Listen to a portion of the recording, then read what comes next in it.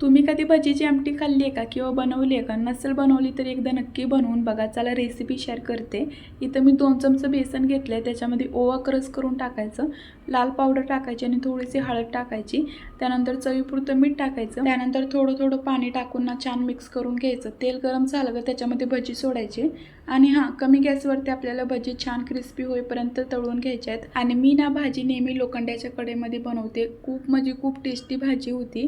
त्यानंतर मग तेलामध्ये जिरे आणि लसणाची फोडणी द्यायची आणि खोबरं, लसूण आणि कोथिंबीरचं वाटण केलं होतं ते टाकायचं. त्यानंतर चटणी आणि बेसिक मसाले टाकून थोडं पाणी टाकून मसाला छान भाजून घ्यायचा. त्यानंतर मग पाणी टाकायचं, शेंगदाण्याचं कूट टाकायचं 2 चमचं, चवीपुरतं मीठ टाकायचं. कसुरी मेथीने खूप छान फ्लेवर येतो भाजीमध्ये. त्यानंतर एक उकळी फुटली का 2 मिनटं गॅसवरती तसंच खतकून द्यायची भाजी. त्यानंतर मग आपले जे भजी होते ते टाकायचे आणि मस्त आपली भजीची आमटी रेडी आहे. तुम्ही एकदा नक्की बनवून बघा. चला बाय.